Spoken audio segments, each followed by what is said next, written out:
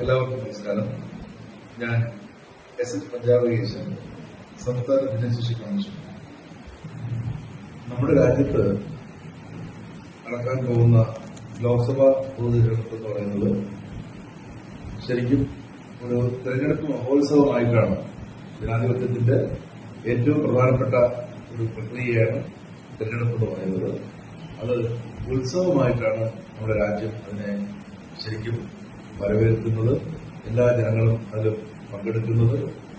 അതുപോലെ തന്നെ നമ്മളെല്ലാവരും വളരെ പ്രതീക്ഷയോടുകൂടിയാണ് പുതിയ ദിവസങ്ങളിലേക്ക് നമ്മൾ കാത്തിരിക്കുന്നത്. തീർച്ചയായും എന്റെ ഭിന്നശേഷി സഹോദരങ്ങൾക്കും ഇത്തരം എല്ലാ പ്രവർത്തനങ്ങളിലും അല്ലെങ്കിൽ ഇതുമായി ബന്ധപ്പെട്ട എല്ലാ കാര്യങ്ങളിലും പങ്കെടുക്കുന്നതിനുള്ള അവകാശമുണ്ട്. ഇലക്ഷൻ അല്ലെങ്കിൽ തെരഞ്ഞെടുപ്പ് പ്രക്രിയയിലെ ഏറ്റവും പ്രധാനപ്പെട്ട കാര്യമാണ് വോട്ട് രേഖപ്പെടുത്താൻ കഴിയുക എന്നുള്ളത്. നമുക്കറിയാമല്ലോ, ഭിന്നശേഷി എന്ന് പറയുന്ന വിഭാഗത്തിൽപ്പെടുന്ന കുറച്ച് നമ്മുടെ സുഹൃത്തുക്കൾക്ക് പരസഹായം കൂടാതെ പല കാര്യങ്ങളും ചെയ്യാൻ കഴിയില്ല. കാഴ്ച ഇല്ലാത്ത ഒരു വ്യക്തി എന്ന് പറയുമ്പോൾ സ്വാഭാവികമായിട്ടും ജീവിതത്തിൽ ഏറ്റവും കൂടുതൽ പ്രയാസം അനുഭവിക്കുന്ന, ബുദ്ധിമുട്ടുകൾ അനുഭവിക്കുന്ന ഒരു പ്രത്യേക വിഭാഗമാണ് കാഴ്ച പരിമിതിയുള്ളവർ അല്ലെങ്കിൽ കാഴ്ചയില്ലാത്ത എന്റെ സഹോദരങ്ങൾ എന്ന് പറയുന്നത്. തീർച്ചയായിട്ടും ലോക്കോമോട്ടീവ് ഡിസബിലിറ്റി അല്ലെങ്കിൽ ചലനപരിമിതിയുള്ളവരും അതിന്റെ തീവ്രത അനുസരിച്ച് അവരും കുറെ ബുദ്ധിമുട്ടുകൾ സഹിക്കുന്നുണ്ട്. എല്ലാവർക്കും ബുദ്ധിമുട്ടുണ്ടാവും. ഭിന്നശേഷി വിഭാഗത്തിൽപ്പെടുന്ന എല്ലാവർക്കും സാധാരണ വ്യക്തികൾ അനുഭവിക്കുന്ന അത്രയും ജീവിതം എൻജോയ് ചെയ്യാനും അല്ലെങ്കിൽ മറ്റു കാര്യങ്ങളിൽ പങ്കെടുക്കാനും ഒക്കെ പ്രയാസങ്ങൾ സ്വാഭാവികമായിട്ടും ആനുപാതികമായിട്ടും ഉണ്ടാകുന്നു. ഇത് നമുക്ക് എങ്ങനെ തരണം ചെയ്യാൻ കഴിയും?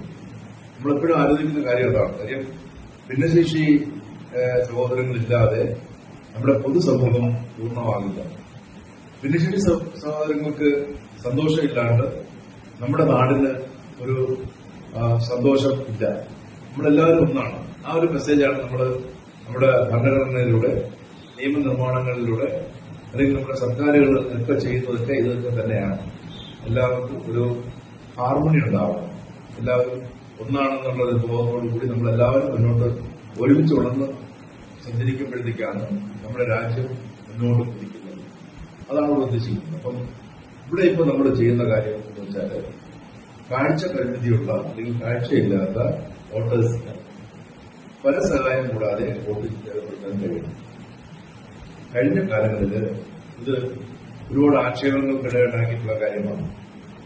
ഭിന്നശേഷി സഹോദരങ്ങളുടെ വോട്ടിനും സാധാരണ വ്യക്തികളുടെ വോട്ടിനും ഒരേ മൂല്യം തന്നെയാണ്, ഒരു വ്യത്യാസവുമില്ല. പക്ഷേ പലപ്പോഴും കാഴ്ചയില്ലാത്ത സഹോദരങ്ങൾക്ക്, വോട്ടർമാർക്ക് വോട്ട് ചെയ്യാനായിട്ട് മറ്റൊരാളുടെ സഹായം സ്വാഭാവികമായിട്ട് കൂടിയേ തീരും. അപ്പോ കാഴ്ചയില്ലാത്ത വോട്ടർ എന്ന നിലയിൽ അദ്ദേഹം നിർദ്ദേശിക്കും, എനിക്ക് ഒരു പ്രത്യേക സ്ഥാനാർത്ഥിക്ക് അല്ലെങ്കിൽ പ്രത്യേക പൊളിറ്റിക്കൽ പാർട്ടിയുടെ സ്ഥാനാർത്ഥിക്ക് എന്തെങ്കിലും അങ്ങനെ അവരുടെ ഓപ്ഷനിൽ ഒരാളിന് എടുക്കാനുള്ള അവകാശം ഉണ്ടല്ലോ. അപ്പൊ ഒരാളിന്റെ പേര് പറഞ്ഞിട്ട് ആ പോളിംഗ് ബൂത്തിലേക്ക് കൂട്ടിക്കൊണ്ടുപോകാനായിട്ട് ഒരാളുടെ സഹായം കൈപിടിച്ചു കൊണ്ടുപോകാനായിട്ട് ഒരു കാഴ്ചയുള്ള ഒരു വ്യക്തിയുടെ സഹായത്തോടു കൂടി അവിടെ ചെന്ന് അവിടെ അതിന്റെ മറ്റ് നടപടിക്രമങ്ങൾ, പേര് ചെക്ക് ചെയ്യുക, അത് കഴിഞ്ഞിട്ട് കയ്യിൽ മെഷീൻ പതിപ്പിക്കുക, ഒക്കെ കഴിഞ്ഞതിന് ശേഷം നമുക്കിപ്പോ ഇലക്ട്രോണിക് വോട്ടിംഗ് മെഷീനാണുള്ളത്. അപ്പം EVM അതിന്റെ സമീപത്തേക്ക് പോകുമ്പോൾ പഴയ കാലങ്ങളിൽ ഈ സഹായി കൂടെ പോകും. ഇപ്പൊ കാഴ്ച പരിമിതിയുള്ള, കാഴ്ചയില്ലാത്ത വോട്ടറിന്റെ സാന്നിധ്യത്തിൽ കാഴ്ചയുള്ള ആള് കാഴ്ചയില്ലാത്ത വോട്ടർക്ക് വേണ്ടി വോട്ട് രേഖപ്പെടുത്തും. അവിടെ ഒരു പ്രശ്നമുണ്ട്. കാരണം ഈ വോട്ട് രേഖപ്പെടുത്തുന്ന ആള് അയാൾക്ക് മറ്റൊരു രാഷ്ട്രീയമോ താല്പര്യമോ ഉള്ള ആളാണെങ്കിൽ ഒരുപക്ഷെ ഈ രണ്ട് വ്യക്തികളും മാത്രം അറിയുന്ന ഒരു പ്രോസസ്സാണ്, അല്ലെങ്കിൽ അതൊരു നടപടിയാണ് നടക്കുന്നത്. ആ നടപടിക്രമത്തിൽ കാഴ്ചയില്ലാത്ത ആള് ഇതെ കാണുന്നില്ലല്ലോ. നോക്കിയിരിക്കുമ്പോൾ തന്നെ മറ്റേ വ്യക്തി അയാളുടെ ഇഷ്ടത്തിലുള്ള വോട്ടൊക്കെ രേഖപ്പെടുത്തും. അതുമൂലം സംഭവിക്കുന്നത് കാഴ്ചയില്ലാത്ത ആളിന്റെ അദ്ദേഹത്തിന്റെ ആ ഒരു ബില്ലിന് അല്ലെങ്കിൽ അദ്ദേഹത്തിന്റെ ഒരു താല്പര്യത്തിന് വളരെ വിലയില്ലാത്ത അവസ്ഥ. അത് ശരിക്കും നിയമത്തിന് വിരുദ്ധമാണ്. ഒരിക്കലും അതല്ല നമ്മുടെ നിയമം ഉദ്ദേശിക്കുന്നത്. നമ്മുടെ നിയമം ഉദ്ദേശിക്കുന്നത് കാഴ്ച ഉള്ളവർക്ക് ഭിന്നശേഷി ഇല്ലാത്തവർക്ക് എന്തൊക്കെ കാര്യങ്ങൾ ചെയ്യാൻ പറ്റുമോ അതെല്ലാം കാഴ്ചയില്ലാത്ത വ്യക്തികളും അല്ലെങ്കിൽ ഭിന്നശേഷി സഹോദരങ്ങൾക്കും ചെയ്യാൻ അവകാശമുണ്ട്.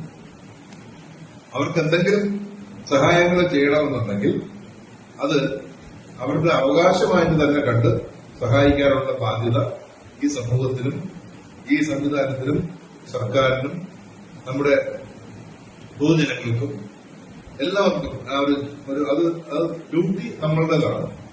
നമ്മളെന്ന് വെച്ചാൽ ആരെ ഉദ്ദേശിക്കുന്ന ഈ എല്ലാം തെളിഞ്ഞ ആൾക്കാരെന്ന് കരുതുന്ന ആൾക്കാരുടെയാണ് ഡ്യൂട്ടി.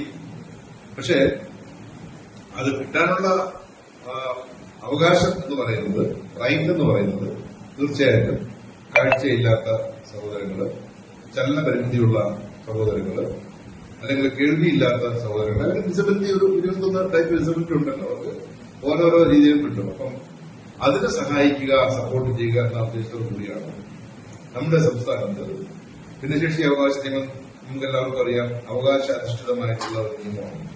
അപ്പൊ ആ നിയമത്തിന്റെ പിൻബലത്തില് അതിലെ ഭരണ വകുപ്പിന്റെ ഒരു ചെറിയ വകുപ്പാണ് പറയുന്നത്, വളരെ ചെറിയ വകുപ്പ്.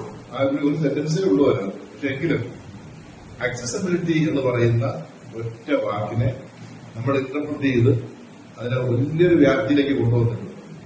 പ്രാപ്യത അല്ലെങ്കിൽ ആക്സസിബിലിറ്റി എന്ന് പറയുന്നത് എല്ലാ സംവിധാനത്തിലേക്കും ആക്സസിബിലിറ്റി.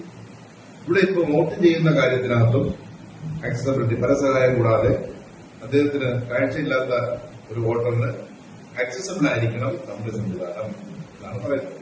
അതുകൊണ്ടെന്താണ് നമ്മള് ഈ ഡെമ്മി ബ്രെയിലി ബാലറ്റ് നമ്മുടെ സംസ്ഥാനത്തില് 20 പാർലമെന്റ് നിയോജക മണ്ഡലത്തിലേക്കും അത് ആൾമോസ്റ്റ് ഇന്നത്തെ കണക്ക് വെച്ച് ആൾമോസ്റ്റ് പൂർത്തിയായി കഴിഞ്ഞു. ഒരു ദിവസം 2 ദിവസം കൊണ്ട് തന്നെ നമ്മളിതിപ്പം 100% കേരളത്തിലേക്ക് മൊത്തം എല്ലാ ബൂത്തിലേക്കും ഒരു ഡെമ്മി ബ്രെയിലി ബാലറ്റ്, കാഴ്ച പരിമിതിയോ കാഴ്ചയില്ലാത്ത ഒരു വോട്ടറോ ഉണ്ടോ ഇല്ലയോ എന്നുള്ള വിഷയമല്ല. എല്ലാ ബൂത്തിലും ഇത് ഉറപ്പായിട്ടുണ്ടായിരിക്കും. അതിന്റെ തെരഞ്ഞെടുപ്പ് ഉദ്യോഗസ്ഥർക്ക് അതിനെപ്പറ്റി ക്ലാസ് കൃത്യമായിട്ട് കൊടുക്കും. കാഴ്ചയില്ലാത്തൊരു വ്യക്തി അവിടെ വന്നു കഴിഞ്ഞാൽ തീർച്ചയായിട്ടും അദ്ദേഹം വരുമ്പോൾ തന്നെ അത് മനസ്സിലാക്കി പെരുമാറേണ്ട ഉത്തരവാദിത്വം ആ ബൂത്തിന്റെ ചുമതലയുള്ള ഉദ്യോഗസ്ഥർക്കുണ്ട്. അതിന് പറഞ്ഞ അദ്ദേഹം ആവശ്യപ്പെടുന്ന ഈ ഡെമ്മി ബ്രെയിലി ബാലറ്റ് കൃത്യമാക്കി കൊടുക്കണം. കൊടുത്തില്ലെങ്കിൽ അത് ഔദ്യോഗിക വീഴ്ചയായിട്ടാണ് നമ്മൾ കാണുന്നത്. അത് സഹായത്തോടു കൂടി മറ്റ് ആരുടെയും സഹായമില്ലാതെ തന്നെ ഈ നേരത്തെ പറഞ്ഞ പോലെ പേര് വെരിഫിക്കേഷൻ കഴിഞ്ഞു, നമ്പർ പേര് വെരിഫൈ ചെയ്ത് കഴിഞ്ഞാൽ കയ്യില് മഷി പുരട്ടി കഴിഞ്ഞതിന് ശേഷം ആ ഇലക്ട്രോണിക് വോട്ടിംഗ് മെഷീൻ EVM-ലേക്ക് ഈ ആൾക്ക് പോകുമ്പോൾ ബ്രെയിലില് ഏത് ക്രമത്തിലാണോ അത് അദ്ദേഹത്തിന് സ്പർശനം കൊണ്ട് അറിയാൻ കഴിഞ്ഞത്. കാരണം ഇലക്ട്രോണിക് വോട്ടിംഗ് മെഷീനിൽ കൊടുത്തേക്കുന്ന അതേ സീരിയലിലാണ് ഈ ഡെമ്മി ബ്രെയിലി ബാലറ്റിനകത്ത് പ്രിന്റ് ചെയ്തിരിക്കുന്നത്. ബ്രെയിലി നമുക്കറിയാം, സ്പർശനം കൊണ്ടാണ് അത് വായിക്കാൻ പറ്റുന്നത്, തിരിച്ചറിയാൻ പറ്റുന്നത്. ബ്രെയിലി പഠിച്ചൊരു വ്യക്തിക്ക് പിന്നെ കൈകൊണ്ട് തൊടുമ്പോൾ തന്നെ വിരലിന് തന്നെ അതിന്റെ അക്ഷരം കിട്ടും. അതാണ് അതിന്റെ പ്രത്യേകത. ഇത് ഇന്റർനാഷണൽ ലാംഗ്വേജ് ആണ്. അപ്പൊ അതിന്റെ അടിസ്ഥാനത്തിൽ ഒരു അന്തർദേശീയ ഭാഷ കൈവശമുള്ള ഈ കാഴ്ച ഇല്ലാത്ത നമ്മുടെ സഹോദരങ്ങൾ വോട്ട് ചെയ്യാനായിട്ട് ആ ഒരു ലാംഗ്വേജ് ഉപയോഗിച്ച്, ഭാഷ ഉപയോഗിച്ചിട്ട് അവര് ഈ ഡെമ്മി ബ്രെയിലി ബാലറ്റ് സ്പർശിച്ച് നോക്കി അവരുടെ ഓപ്ഷനുള്ള സ്ഥാനാർത്ഥിയാണെന്ന് മനസ്സിലാക്കി അവര് അന്തസ്സായിട്ട്, അതാണ് വാക്ക്. കാരണം നമ്മൾ പറയുന്നത് എന്താണ്, ജീവിക്കാനുള്ള അവകാശം എന്ന് വെച്ചാൽ ഇത് അവകാശമാണ്. ഡിഗ്നിഫൈഡ് ലൈഫിനുള്ള അവകാശം നമുക്കുണ്ട്. അതാണ് നമ്മുടെ അടിസ്ഥാന മൌലികാവകാശം പറയുന്ന അതാണ്. ഭരണഘടനയുടെ 21 അനുച്ഛേദത്തിൽ പറയുന്ന ഡിഗ്നിഫൈഡ് ലൈഫിന് നമുക്ക് അർഹതയുണ്ടെന്ന് പറയുന്ന, അന്തസ്സായിട്ട് ജീവിക്കാൻ അർഹതയുണ്ടെന്ന് പറയുന്നതിന്റെ ഒരു നല്ല ദൃഷ്ടാന്തമാണ് കാഴ്ച ഇല്ലാത്ത അല്ലെങ്കിൽ കാഴ്ച ഒരുപാട് പരിമിതിയുള്ള എന്റെ സഹോദരങ്ങൾക്ക് ഇങ്ങനെ ഒരു സംവിധാനം ഒരുക്കാനായിട്ട് നമുക്ക് കഴിയുന്നത്. ഇന്നിവിടെ ഇപ്പം വനിതാ ശിശു വികസന വകുപ്പ്, സാമൂഹ്യ നീതി വകുപ്പ്, വിദ്യാഭ്യാസ വകുപ്പ്, 3 വകുപ്പുകളുടെ ഉദ്യോഗസ്ഥര് ഇവിടെ ക്യാമ്പ് ചെയ്തിട്ടാണ്. ഈ കേരള ഫെഡറേഷൻ ഓഫ് ബ്ലൈൻഡിന്റെ തിരുവനന്തപുരത്തുള്ള പ്രസിന് എല്ലാവരും ക്യാമ്പ് ചെയ്തിട്ടാണ് ഈ ഒരു വലിയ കർമ്മ പദ്ധതി അതിൽ അവരെല്ലാവരും ഭാഗമാക്കാവുകയാണ്.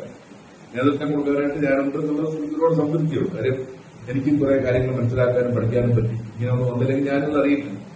അപ്പൊ ഇതിനകത്ത് ഇവരുടെ ഒക്കെ ഒരു നല്ല ലീഡറായിട്ട് ശ്രീ ബിനു റോയ് ഇതിനകത്തുണ്ട്. അത് പിന്നെ അധ്യാപകരുണ്ട്, ലൈഫ് സ്കൂളിലെ അധ്യാപകരുണ്ട്, കാഴ്ചയുള്ള അധ്യാപകരുണ്ട്, പിന്നെ ഡിപ്പാർട്ട്മെന്റിലെ പല ഉദ്യോഗസ്ഥരുണ്ട്. എല്ലാവരും വളരെ ഹാപ്പിയാണ്. ഞാൻ പ്രത്യേകം ശ്രദ്ധിച്ചാണ് അത് എല്ലാവരും നല്ലൊരു ടീം വർക്കായിട്ട് നമ്മളിത് ചെയ്യുന്നു. എല്ലാവർക്കും അറിയാവുന്നതുപോലെ ഈ വർഷം ഒരു പ്രത്യേകത കൂടിയുണ്ട്. കാരണം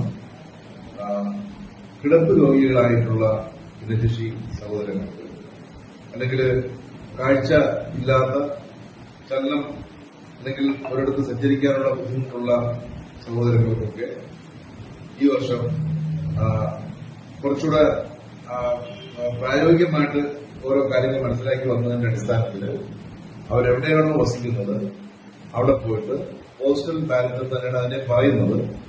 വീട്ടിൽ തന്നെ ടെമ്പററി ആയിട്ട് ബൂത്ത് അറേഞ്ച് ചെയ്തിട്ട് അത്തരം വോട്ടേഴ്സിനെ കൊണ്ട് വോട്ട് ചെയ്യിക്കുന്ന ഒരു സംവിധാനം ഈ വർഷം വളരെ കാര്യമായ സംസ്ഥാനത്ത് നടക്കുന്നുണ്ട്. അത് ഇപ്പം അതിന്റെ ആ പ്രോസസ്സ് ഇപ്പം തുടങ്ങിക്കഴിഞ്ഞു, പലയിടത്തും നടന്നുകൊണ്ടിരിക്കുകയാണ്. അതിനകത്ത് വരുന്ന രണ്ട് കാറ്റഗറി എന്ന് പറയുന്നത് ഒന്ന് മുതിർന്ന പൗരന്മാർ, സീനിയർ സിറ്റിസൺസ്. രണ്ടാമത്തതാണ് ഭിന്നശേഷി സഹോദരങ്ങളില് ഒട്ടും സഞ്ചരിക്കാൻ കഴിയില്ല, ചലനപരിമിതി ഇതിലൂടെ ബുദ്ധിമുട്ടുണ്ട്. അത് ഓപ്ഷണലാണ്. ചില സഹോദരങ്ങൾക്ക് ഇപ്പം അങ്ങനെ ഒരു ബുദ്ധിമുട്ടുണ്ടെങ്കിലും അവർക്ക് പോളിംഗ് ബൂത്തിൽ തന്നെ പോയി വോട്ട് ചെയ്യണം എന്ന ആഗ്രഹം ചില ആൾക്കാർ എന്റെ അടുത്ത് നേരിട്ട് പറഞ്ഞിട്ടുണ്ട്. അവർക്ക് അതാകാം, അതിന് കുഴപ്പമില്ല. അല്ലാത്തവർക്ക് താമസ സ്ഥലത്ത് തന്നെ ഈ താൽക്കാലിക ബൂത്തൊരുക്കി വോട്ട് ചെയ്യിക്കുന്ന ഒരു സംവിധാനം എന്ന നിലവിലുണ്ട്. എന്തു തന്നെയായാലും താമസ സ്ഥലത്ത് പോസ്റ്റൽ വോട്ട് എന്ന് പറയുന്ന ഈ സിസ്റ്റം ചെയ്യുന്നവരായാലും അതല്ല പോളിംഗ് ബൂത്തിലേക്ക് തന്നെ പോയി വോട്ട് ചെയ്യുന്ന അവിടെ റാമ്പ് ഉറപ്പായിരിക്കണം, അല്ലെങ്കിൽ വീൽ ചെയറിന്റെ സഹായം അവിടെ കിട്ടണം, ആ പ്രിമൈസ് അത്ര സൗകര്യമുള്ളതായിരിക്കണം, പ്രത്യേക ക്യൂ, ഭിന്നശേഷി മുതിർന്ന പൗരന്മാർക്ക് പ്രത്യേക ക്യൂ എന്നുള്ള ഒരു സിസ്റ്റം ഉണ്ട്. അവർക്ക് ശുചിമുറിയും മറ്റു സൗകര്യങ്ങളും അത് കണക്കാക്കി അറേഞ്ച് ചെയ്യണം എന്ന് നിർദ്ദേശമുണ്ട്. എല്ലാ സ്ഥലത്തും പോളിംഗ് ബൂത്ത് ഗ്രൗണ്ട് ഫ്ലോറിലായിരിക്കണം എന്ന നിർദ്ദേശമുണ്ട്. ഇതാണ് അതിന്റെ പ്രധാനപ്പെട്ട പോയിന്റ്സ്. അപ്പം ഈ ഒരു ക്രമത്തിലാണ് നമ്മുടെ സംസ്ഥാനത്ത് ഇപ്പോൾ ഈ വർഷം ഈ ലോക്സഭാ പൊതുതെരഞ്ഞെടുപ്പ് നടക്കുന്നത്. ഇതിനൊരു പ്രത്യേകത എന്ന് വെച്ച് കഴിഞ്ഞാൽ നമ്മുടെ രാജ്യത്തിന്, ഇന്ത്യ മഹാരാജ്യത്തിന് ഒരു മാതൃകയായിട്ടാണ് കാര്യങ്ങൾ വരുന്നത്. എന്റെ അറിവില് മറ്റൊരു സംസ്ഥാനത്തും ഇത്രയും സിസ്റ്റമാറ്റിക്കായിട്ട്, ഇത്രയും ആത്മാർത്ഥമായിട്ട്, അല്ലെങ്കിൽ ഇത്രയും സമയബന്ധിതമായിട്ട്, ഇത്രയും പിഴവ് കൂടാതെ ചെയ്യാൻ കഴിഞ്ഞ ഒരു സംസ്ഥാനം ഇല്ല എന്നാണ് ഞാൻ മനസ്സിലാക്കുന്നത്. അത് നമുക്ക് അഭിമാനിക്കാം. നമ്മുടെ രാജ്യം പുരോഗതിയുടെ ആ ഒരു കുതിപ്പിൽ നിൽക്കുന്ന ഈ കാലഘട്ടത്തിൽ നമുക്ക് എല്ലാവർക്കും ഇങ്ങനെ ഒരു അർത്ഥവത്തായ സൽക്കർമ്മത്തിൽ പങ്കെടുക്കാൻ കഴിഞ്ഞാൽ ഏറ്റവും സന്തോഷം. എനിക്ക് എന്റെ ഭിന്നശേഷി സഹോദരങ്ങളെടുത്ത് പ്രത്യേകിച്ച് കാഴ്ച ഇല്ലാത്ത, കാഴ്ച പരിമിതിയുള്ള സഹോദരങ്ങൾ പ്രത്യേകം പറയുന്നത് ഒരു വോട്ടും പാഴാക്കരുത്. ഒരു വോട്ടും പാഴാക്കരുത്. നമുക്ക് എന്തെല്ലാം ആവശ്യമായ ബുദ്ധിമുട്ടൊക്കെ ഉണ്ടെങ്കിൽ നമുക്കതിനെ മറികടന്ന് പോകണം. നമ്മുടെ രാജ്യത്തിന്റെ ആരാണ് രാജ്യം നയിക്കേണ്ടത് തീരുമാനിക്കുന്ന ഒരു വലിയ പ്രോസസ്സാണ്. അങ്ങനെയുള്ള ഒരു കർമ്മ പദ്ധതിയിൽ നമ്മൾ പങ്കെടുക്കണം. ഒരു വോട്ടും പാഴാക്കരുത്. ആലോചിച്ച് ചിന്തിച്ച് നമ്മുടെ അവരവരുടെ യുക്തിയും ചിന്തയും ഒക്കെ നന്നായിട്ട് ഉപയോഗിച്ചിട്ട് അത് ചെയ്യുക. നമുക്കും ഇതിൽ പങ്കെടുക്കാം. എല്ലാവർക്കും അതിന് കഴിയട്ടെ എന്ന് ഞാൻ പ്രാർത്ഥിക്കുന്നു. നന്ദി, നമസ്കാരം, ജയ് ഹിന്ദ്.